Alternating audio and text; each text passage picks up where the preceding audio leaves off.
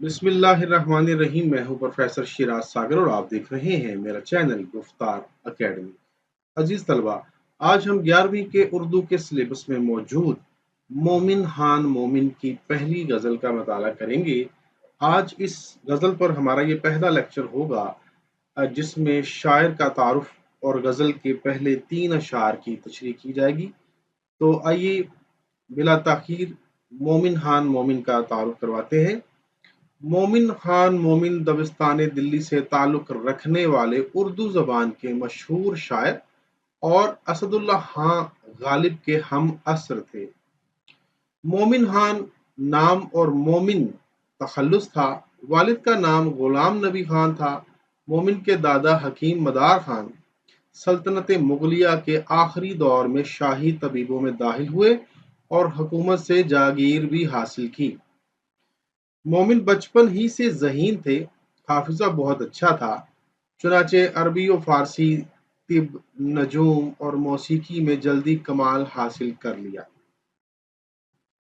दिल्ली से 5 मरतबा बाहर निकले मगर वतन की मोहब्बत ने अपनी तरफ खींच लिया। मोमिन निहायत आज़ाद मिजाज, ताने और वतन परस्त थे। उमरा और रऊसा की खुशामद से उन्हें सख्त नफरत थी। यही उनके करैक्टर की एक नुमायां खुसूसियत थी। मोमिन की यादगार एक दीवान और 6 मसनवियां हैं।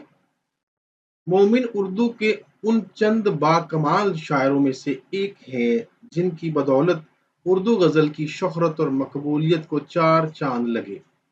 मोमिन ने इस सिन्फ को ऐसा अरूज बख्शा और ऐसे उस्तादाना जौहर दिखाए कि गालिब जैसा खुद नगर शायर उनके एक शेर पर अपना दीवान कुर्बान करने को तैयार हो गया। ये वो कौन सा शेर है जिस पर गालिब ने ये कहा था कि मेरा सारा कलाम ले लो और मुझे ये शेर दे दो। ये जो आज गज़ल हम पढ़ने जा रहे हैं, उसी गज़ल का जो शेर नंबर 4 है, वो गालिब ने बड़ा सराहा था। तो जब उस शेर की तशरीह करेंगे तो फिर बात करेंगे कि आखिर गालिब ने क्या कहा था और क्यों इतना उस शेर को सराहा गया था। मोमिन सिन्फ गज़ल के सफ़े अव्वल के शायर हैं। उन्होंने उर्दू शायरी की दूसरी असनाफ कसीदा, रुबाई, वासो, तरकीबंद और मसनवी में भी तबा आजमाई की, लेकिन उनका असल मैदान गज़ल है जिसमें वो अपनी तर्ज के वाहिद गज़ल गो हैं। मोमिन का कारनामा ये है कि उन्होंने गज़ल को उसके असल मफ़हूम में बरता और खारजियत का इजहार दाखिलियत के साथ करते हुए एक नए रंग की गज़ल पेश की। उस रंग में वो जिस बुलंदी पर पहुंचे वहां उनका कोई मद्दे मुकाबिल नजर नहीं आता। तो मोमिन की गज़ल का पहला शेर है, असर उसको जरा नहीं होता, रंज राहत फिजा नहीं होता। इसमें कुछ मुश्किल अल्फाज हैं। राहत का मतलब खुशी या आराम भी कह सकते हैं। रंज दुख और तकलीफ को कहते हैं और राहत फिजा का मतलब होगा खुशी या आराम को या खुशी को बढ़ाने वाला ही ज्यादा मौजू और मुनासिब है। मफहूम इसका ये है कि महबूब पर मेरे रोने धोने का जरा असर नहीं होता, जिसकी वजह से मेरा गम खुशी में तब्दील नहीं हो रहा। तो सबसे पहली बात कि इसमें आशिक की बदकिस्मती जो है उसको बयान किया गया है। दर हकीकत जो उर्दू क्लासिकल गज़ल है, जो गज़ल की रिवायत रही है और ख़ास तौर पर जो कि मोमिन और गालिब के दौर में रिवायत रही है, उसमें एक आशिक जो है उसको बड़ा बदकिस्मत दिखाया जाता है या बताया जाता है। उसकी वजह ये है कि उसका रोना धोना चलता रहता है, महबूब के लिए आंसू बहाता रहता है, उसकी याद में तड़पता रहता है, उसको याद करके रोता रहता है। लेकिन महबूब का ये रोना धोना, ये आहो बुका, इसका महबूब पर 1% भी असर नहीं होता। यानी उसको कोई फर्क ही नहीं पड़ता कि उसका एक चाहने वाला उसके लिए अ, बड़ा ही बेकरार है, आंसू बहा रहा है या उसकी वजह से तकलीफ में है, दुख में है, रंज में है, अ, उसको उसको कोई रंज पहुंचा है या कोई बात उसको बुरी लगी है, इन तमाम बातों का महबूब पर कोई असर नहीं पड़ता। उसकी वजह बहुत सारी उसकी वजूहात हो सकती हैं, ये जैसे-जैसे हम तशरीह करते जाएँगे, हम वज़ाहत भी करते चले जाएँगे। मुख्तसर ये है कि आशिक जो है, उसको क्लासिकल शायरी में बदकिस्मत बताया जाता है। वो इंतहाई बुरी किस्मत लेकर जैसे ही वो मोहब्बत का आगाज़ करता है, तो उसकी बुरी किस्मत का आगाज़ हो जाता है। शेर देखिएगा कि देखने को रहे तरसते हम, न किया रहम तूने पर न किया, दर्द का बड़ा उम्दा शेर है। दूसरी बात कि आशिक की बेकरारी और महबूब की अदम तवज्जो। तो अजीज तलबा, दर हकीकत शायर ने इस शेर में एक आशिक, बल्कि वो खुद को ही आशिक कह रहा है कि एक आशिक जो है उसकी बेकरारी और महबूब की अदम तवज्जोही का मजमून जो है इसमें बयान किया है। तो ये अक्सर व बेशतर देखने में आया है कि क्लासिकल उर्दू शायरी में एक आशिक बेचारा बेचैन, परेशान, अ, तकलीफ दे हालत में मौजूद रहता है। उसकी कैफियत जो है वो नाकाबिले बयान होती है। वो बेचारा आंसू बहाता रहता है। लेकिन दूसरी तरफ जिसकी वजह से उसकी तड़प है, उसकी बेकरारी है, उसकी बेचैनी है, जिसकी वजह से उसकी आंखों में आंसू आ जाते हैं, जिसको वो याद करता रहता है, जिसके बगैर वो एक पल जिंदा रहना गवारा नहीं करता, वो शख्स जो उसका महबूब है, वो उसकी तरफ बिल्कुल तवज्जो नहीं करता, उसकी तरफ इल्तफात नहीं करता, उसकी तरफ माइल नहीं होता, बल्कि उसको आशिक की तकलीफों का एहसास तक नहीं होता। आखिर ऐसा क्यों होता है? इसकी जैसे मैंने पहले बताया कि बेशुमार वजूहात हो सकती हैं, लेकिन एक वजह ये भी हो सकती है कि ये यकतरफा मोहब्बत हो, यानी आशिक की तरफ से तो हो, लेकिन महबूब की तरफ से ना हो। तो ऐसी सूरत हाल में, ऐसी कैफियत में यकीनन यकतरफा मोहब्बत जो है वो तकलीफ का बायस होती है, क्योंकि इंसान उस शख्स के लिए कुढ़ रहा होता है, उस शख्स के लिए मर रहा होता है, उस शख्स के लिए वो अपनी जिंदगी बर्बाद कर लेता है कि जिसको एहसास तक नहीं होता। तो ये एक तरह से एक रायगानी की कैफियत आ जाती है। एक शेर बड़ा उम्दा पेश करना चाहूंगा। कब वो सुनता है कब वो सुनता है कहानी मेरी, और फिर वो भी जुबानी मेरी, यानी वो सुनता ही नहीं है। फिर इसके बाद बात करते हैं कि महबूब की फितरत क्या है और ये मुसलसल जफाकारी क्यों है।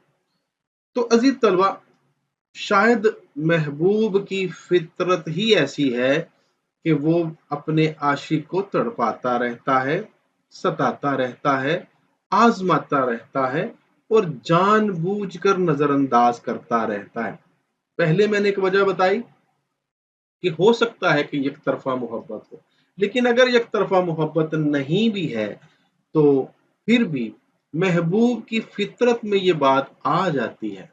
अच्छा, ये भी देखने में आया है कि जब किसी शख्स को, चाहे वो कोई भी हो, वो औरत भी हो सकती है, वो मर्द भी हो सकता है, अगर उसको एहसास हो जाए कि उसको कोई चाहने वाला है या उससे कोई शख्स मोहब्बत करता है या किसी शख्स ने उनसे इजहार मोहब्बत कर दिया, तो फिर उनकी जो उनकी फितरत ऐसी बन जाती है, या फिर यूँ समझ लीजिए कि उनमें नाज़ नखरा बढ़ जाता है। उनको इस बात का एहसास हो जाता है कि हाँ, हमें कोई चाहने वाला है, हमारे कोई नाज़ उठाने वाला है, जो कि हमारे बगैर नहीं रह सकता। हम चाहे उनके साथ जैसा मर्ज़ी सलूक करें, वो हमारे साथ मोहब्बत करते ही रहेंगे।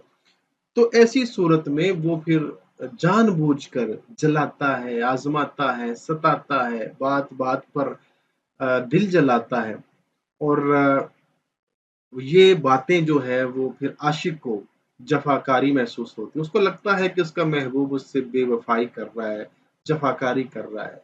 क्योंकि महबूब बेमुरब्बती का इज़हार करता है, बेकदरी करता है, जानबूझकर नजरअंदाज करता है, तो फिर आशिक को लगता है कि ये दर हकीकत नजरअंदाज नहीं कर रहा, ये दर हकीकत मुझसे बेवफाई कर रहा है।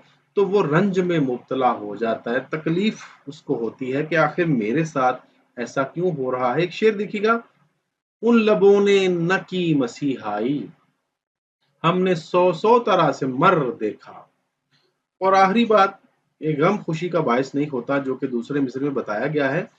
तो इसको दो जावियों से हम देख सकते हैं कि एक तो ये कि गम कभी भी खुशी का बायस हो ही नहीं सकता, यानी ऐसा हो नहीं सकता कि कभी किसी को गम मिले तो जिसको गम मिले वो खुश हो जाए, ये हमने तो कम से कम नहीं देखा।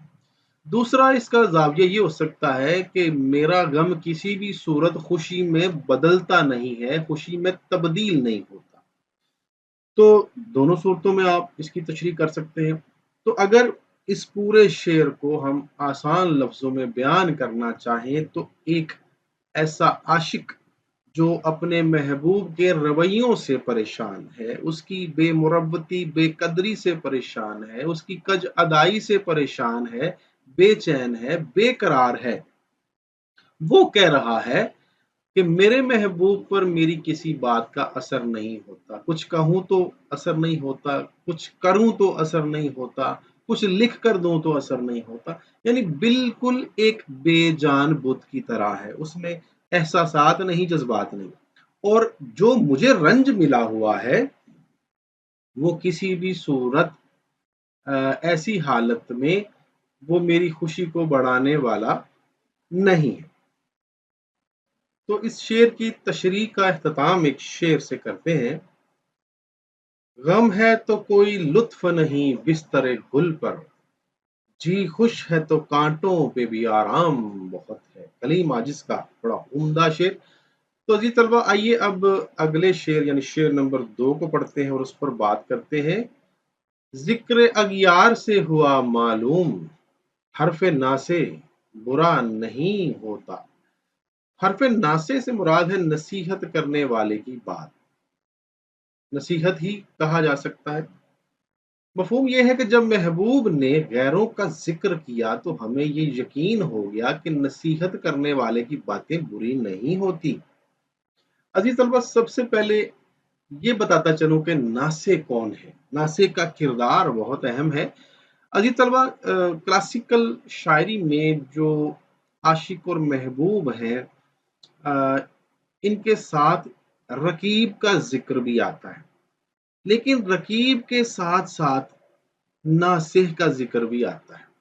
यानी नासिह वो किरदार होता है जो आशिक का भला चाहता है, उसकी खैर हाही चाहता है, उसको हर कदम पे अच्छा मशवरा देता है, समझाता है, उसको उसको भटकने नहीं देता, उसको ऐसे ऐसे मशवरे देता है कि वो मोहब्बत में नाकाम ना हो। और अगर अगर या मोहब्बत में ना सही, कम से कम जिंदगी में नाकाम ना हो। लेकिन कुछ भी हो जाए, शायर जो है ना, वो नासे की बात, ये तो एक फितरी सी बात है कि आज भी आप देख लें कि नसीहत करने वालों की बातों को बुरा समझा जाता है। अगर कोई बड़ा आपको कम उम्री में नसीहत कर रहा है, यानी आप कम उम्र हैं, नस्ल नौ में से हैं, तो कोई बड़ा आपसे 2-4 साल बड़ा भी आपको अगर कोई अच्छी नसीहत करे, अगर आपको समझाने की कोशिश करे, तो आप उसको अपना दुश्मन तस्वुर करेंगे। तो आशिक जो होता है वो भी कुछ ऐसा ही किरदार होता है जो नासे की बातों को अहमियत नहीं देता। एक शेर देखिएगा, हजरत नासे गरामे दीदाओ दिल फर्श राह, कोई मुझको ये तो समझा दो कि समझावेंगे क्या। तो गालिब का बड़ा उम्दा शेर है इस हवाले से, नासे के किरदार के हवाले से, क्योंकि नासे जो है ना वो समझाता ही रहता है, जबकि आशिक कभी समझने की कोशिश नहीं करता। दूसरी अहम बात कि आशिक पर हर नसीहत बेअसर क्यों होती, तो उसकी एक वजह है जी। वो कहते हैं ना कि इश्क अंधा होता है, बल्कि मैं तो उससे एक कदम आगे कहता हूं कि इश्क अंधा होता है اور اندھا کر دیتا ہے، بلکہ بہرا بھی کر دیتا ہے، بلکہ وہ ہر لحاظ سے مفلوج کر دیتا ہے، کیونکہ عشق میں انسان یہ سمجھتا ہے کہ وہ کامیاب ہو جائے گا۔ دوسرا وہ یہ سمجھتا ہے کہ میں جو کچھ کر رہا ہوں اس کے بارے میں کسی کو کوئی خبر نہیں ہے، یا اگر میں بھری محفل میں محبوب کو دیکھ رہا ہوں تو میری طرف کوئی نہیں دیکھ رہا، یا ہم دونوں کو کوئی نہیں دیکھ رہا، کسی کو خبر نہیں ہوگی۔ یہ اس کی کچھ غلط فہمیاں ہوتی ہیں جو کہ بہت جلد دور ہو جاتی ہیں۔ تیسرا وہ یہ سمجھتا ہے کہ جس سے وہ محبت کر رہا ہے وہ بھی بدلے میں اتنی ہی محبت کرتا ہے، یا وہ محبت کرنے کی توقع رکھتا ہے، لیکن ہوتا اکثر و بیشتر اس کے بالکل برعکس ہے۔ ایسی صورتحال میں جو خیر خواہ ہوتا ہے وہ کوئی بھی ہو سکتا ہے جی، وہ عاشق کا یا شاعر کا دوست ہو سکتا ہے، اس کا کوئی اس کا کوئی بھائی، کوئی رشتہ دار، کوئی بڑا، کوئی بھی ہو سکتا ہے جو کہ اس کی خیر خواہی چاہتا ہے، اور وہ نہیں چاہتا کہ شاعر جو ہے یا عاشق جو ہے وہ نقصان اٹھائے، کسی قسم کا بھی، وہ کوئی رنج اٹھائے، کوئی تکلیف اٹھائے، کسی کرب میں مبتلا ہو جائے، یہ نہ سے نہیں چاہتا۔ وہ کوئی بھی کردار ہو سکتا ہے، وہ کوئی بھی رشتہ ہو سکتا ہے، تو وہ عاشق کو بار بار سمجھاتا ہے کہ اس رستے پر مت چلو، اس رستے پر کانٹے ہیں، اس رستے پر پھولوں کی سیج نہیں آئے گی، بلکہ کانٹوں پہ چل کر جانا پڑے گا، پتھروں پہ چل کر جانا پڑے گا، سنگلاہ جو رستے ہیں ان سے گزرنا پڑے گا، پیروں میں چھالے پڑ جائیں گے اور آنکھوں میں آنسو آئیں گے، لیکن عاشق، جیسا کہ میں نے پہلے بتایا، اس پر کسی بات کا اثر نہیں ہوتا، کیونکہ وہ اپنے آپ کو حرف آخر یا عقل کل تصور کرتا ہے اور سمجھتا ہے کہ میں جو کچھ بھی کر رہا ہوں ٹھیک کر رہا ہوں، لیکن یہ اس کی غلط فہمی ہوتی ہے۔ پھر جب محبوب کی طرف سے بے وفائی ہوتی ہے تو پھر عاشق کو احساس ہوتا ہے کہ ہاں، میرا جو میرا جو ناصح تھا، میرا خیر خواہی چاہنے والا، وہ ٹھیک کہتا۔ ایک شعر دیکھیے گا، کچھ نہ میں سمجھا جنون و عشق میں، دیر نہ سے مجھ کو سمجھاتا رہا، یعنی میں دیر تک جو نصیحت کرنے والا ہے وہ مجھے سمجھاتا رہا، لیکن میں چونکہ جنون و عشق میں مبتلا تھا اس لیے میں کچھ نہ سمجھ پایا۔ تو اس شعر میں در حقیقت نصیحت ہے کیا؟ تو اس شعر میں جو نصیحت کرنے والا ہے وہ جان جاتا ہے کہ عاشق یا شاعر کا جو محبوب ہے وہ در حقیقت اداکاری کر رہا ہے، وہ شاعر کو دھوکہ دے رہا ہے، وہ بے وفائی کر رہا ہے، حقیقت میں وہ غیروں سے بھی ملتا ہے۔ یہاں اغیار سے مراد یعنی غیر کی جمع، یہاں غیر یا اغیار سے مراد رقیب ہیں، یا وہ لوگ ہیں جو کہ عاشق کو بھی پسند نہیں ہے، یا عاشق کے دشمن ہیں، عاشق کے رقیب ہیں۔ رقیب کا لفظ زیادہ موضوع ہے یہاں پہ، یہاں اغیار سے مراد رقیب ہی ہے۔ رقیب وہ شخص ہوتا ہے جو تیسرا فریق ہوتا ہے اور وہ بھی محبوب کو حاصل کرنے کا متمنی ہوتا ہے، اور جو عاشق اور محبوب ہے ان کے رستے کی دیوار ہوتا ہے، ان کو دور کرنے کی کوشش کرتا ہے، اور عاشق سے بدلہ لیتا ہے یا پھر محبوب کو حاصل کرنے کی کوشش کرتا ہے۔ تو جو ناصح ہے وہ یہ جان لیتا ہے کہ محبوب جو ہے عاشق کا، شاعر کا، وہ در حقیقت غیروں سے بھی ملتا ہے، یعنی شاعر سے بھی مل رہا ہے، اس کے رقیبوں سے بھی مل رہا ہے، اور شاید دونوں کو دھوکے میں رکھا ہوا ہے، لیکن دونوں کو نہ صحیح کم از کم عاشق کو دھوکے میں ضرور رکھا ہوا ہے، یا پھر شاعر کو ضرور دھوکہ دے رہا ہے، کیونکہ وہ اس کے رقیبوں سے مل رہا ہے، ان سے ہنس ہنس کے باتیں بھی کرتا ہے۔ تو یہ اس کی نصیحت تھی ناصح کی، اس نے سمجھانے کی کوشش کی کہ اے میرے دوست، یہ راستہ ٹھیک نہیں ہے، میں جانتا ہوں کہ تو جس سے محبت کرتا ہے وہ تیرا نہیں ہے، وہ کسی اور کا ہو چکا ہے، لیکن عاشق کو اس کی بات پر یقین نہیں آتا، وہ کہتا ہے نہیں، ایسا نہیں ہو سکتا، میرا محبوب صرف میرا ہے، وہ میرا وفادار ہے، مجھ سے محبت کرتا ہے، میرے علاوہ کسی کو نہیں چاہتا، کسی سے نہیں ملتا، کسی سے بات نہیں کرتا۔ لیکن لیکن سے پہلے ایک شعر ہے: مجھ کو تجھ سے تذکرائے غیر کا گلا، ہر چند برسبیل شکایت ہی کیوں نہ ہو۔ یعنی کسی صورت میں بھی مجھے غیروں کا ذکر جو ہے نا وہ مجھ سے برداشت نہیں ہوتا، مجھے گلہ ہے کہ تم غیروں کا ذکر کرتے ہو، حالانکہ تم شکایت بھی کرو تو مجھے برا لگتا ہے۔ تو یہ غالب کا شعر تھا۔ اب بات کرتے ہیں کہ غیروں کا ذکر جو ہے وہ کیسے اس سے معلوم ہوا شاعر کو۔ تو ہوا کیا کہ شاعر نے ناصح کی بات کو رد کر دیا اور کہا کہ نہیں، تم میرے خیر خواہ نہیں ہو سکتے، تم مجھ میں اور میرے محبوب میں جدائیاں ڈالنا چاہتے ہو، ہمیں دور کرنا چاہتے ہو، ہمارے دشمن ہو۔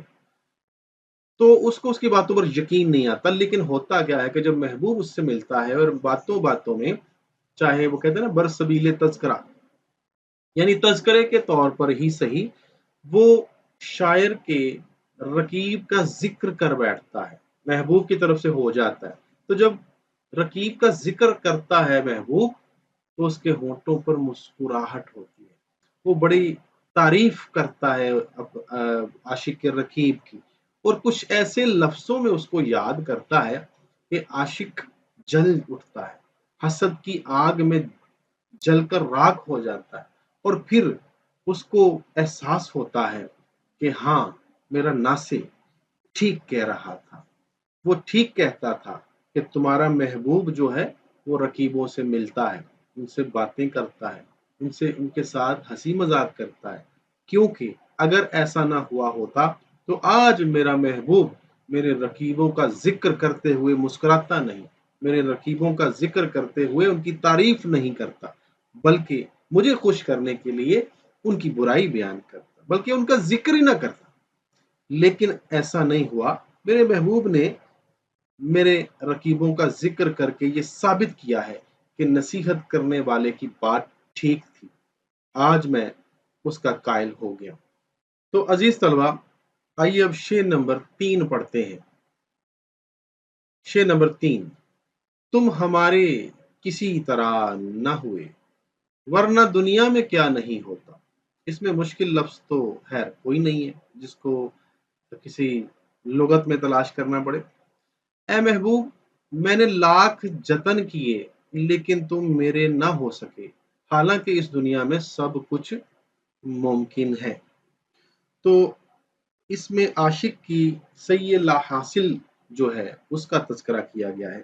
دیکھیے عزیز طلبہ، عاشق جو ہوتے ہیں ظاہر ہے وہ اپنے محبوب سے محبت کرتے ہیں، تو جس سے انسان محبت کرتا ہے اس کو حاصل کرنے کی کوشش بھی کرتا ہے، اور بلکہ شروع سے ہی ایسا ہے، ازل سے ایسا ہے کہ جس چیز کی دل میں تمنا ہوتی ہے انسان اس کو حاصل کرنے کی کوشش کرتا ہے۔ بلکہ بچے جو ہوتے ہیں کسی کھلونے کو دیکھ لیتے ہیں تو اس کو حاصل کرنے کی کوشش کرتے ہیں، اور کبھی کبھی کامیاب ہو جاتے ہیں اور کبھی کامیاب نہیں بھی ہوتے۔ اسی طرح جیسے ہی انسان اپنی زندگی میں آگے بڑھتا جاتا ہے تو اس کی خواہشات میں جو ہے وہ بدلاؤ آتا رہتا ہے، اور جب وہ کسی چیز کی خواہش کرتا ہے تو پھر وہ خواہش اسے کوشش کرنے پر اکساتی ہے، اور اسی کا نام زندگی۔ اگر خواہشات نہ ہو، تمنائیں نہ ہو، آرزوئیں نہ ہو تو انسان کوشش نہ کرے، جتن نہ کرے، ہاتھ پر ہاتھ رکھ کر بیٹھا رہے اور زندگی بڑی بے ثمر سی نظر آنے لگے۔ تو ایسی ہی ایک خواہش محبت بھی ہے کہ جب انسان کسی دوسرے انسان سے محبت کر بیٹھتا ہے تو پھر وہ چاہتا ہے کہ وہ انسان اس کی نظروں کے سامنے رہے، وہ انسان اس سے باتیں کرے، وہ انسان اس کے قریب رہے، اور وہ انسان اور کسی کے پاس نہ جائے۔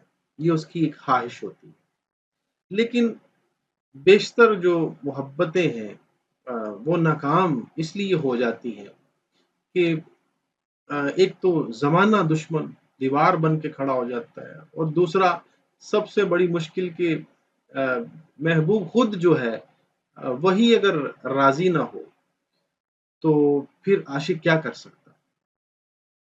تو وجوہات بہت ساری ہیں، تو شاعر نے اپنی ایک ایسی کوشش کا ذکر کیا ہے، ایک ایسی سعی حاصل کا ذکر کیا ہے کہ اس نے کوشش تو بہت کی، لیکن وہ کہتا ہے کہ میں عاشق نامراد ٹھہرا، میں کامیاب نہیں ہو پایا، حالانکہ میں نے سر توڑ کوشش کی۔ ایک شعر دیکھیے گا، ناکام تمنا دل اس سوچ میں رہتا ہے، یوں ہوتا تو کیا ہوتا، یوں ہوتا تو کیا ہوتا۔ تو ایک ناکام دل بس یہی سوچتا ہے کہ کاش یوں ہوتا، اور یوں ہوتا تو یہ ہوتا، اگر ویسا ہوتا تو کیا ہوتا، بس ایسی سوچوں میں مگن رہتا۔ یہ چراغ حسن حسرت کا شعر ہے۔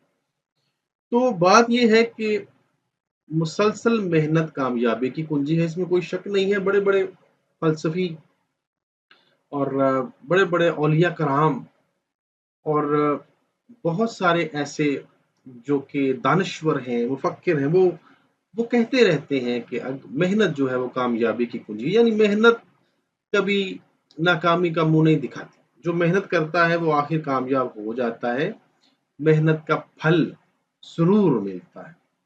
اور اس میں کسی حد تک یہ بات ٹھیک بھی ہے کہ انسان محنت کرے تو ہی اپنی منزل پر پہنچتا ہے، یا سفر کرے تو ہی اپنی منزل مراد پر پہنچتا ہے۔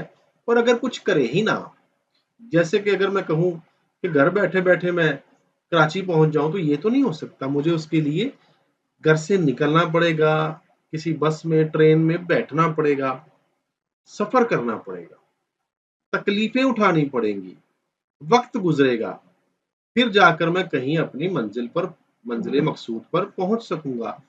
تو مسلسل محنت سے ہی انسان کامیاب ہو سکتا ہے، اس میں کوئی دو رائے نہیں ہے۔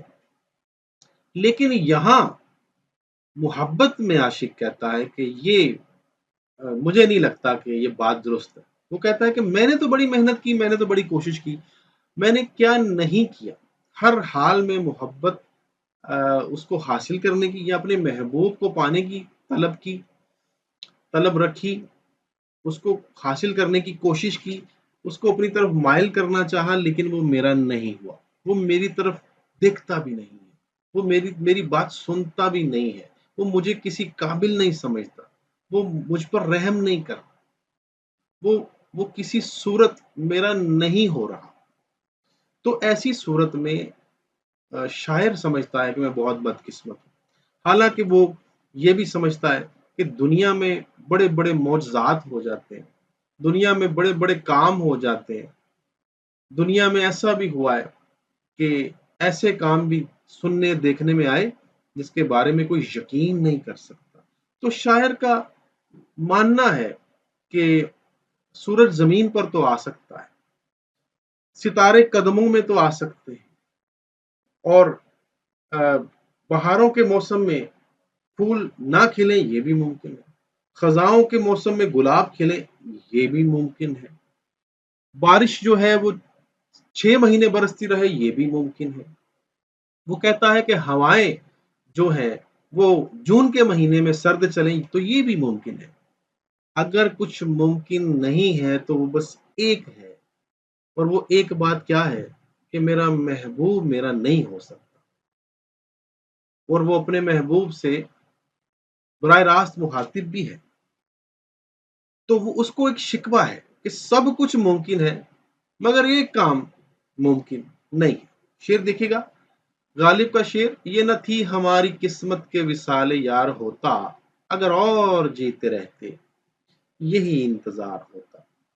تو شاعر کا شکوہ ہے اس شعر میں، وہ شکوہ سرا ہے، شکایت کر رہا ہے کہ اے محبوب، دنیا میں پتہ نہیں کیا کیا ہو گیا، جب سے دنیا بنی ہے کیسے کیسے کام نہیں ہوئے، دنیا میں کیسے کیسے عجوبے جو ہیں وہ وجود میں نہیں آئے، کیسے کیسے معجزات رونما نہیں ہوئے۔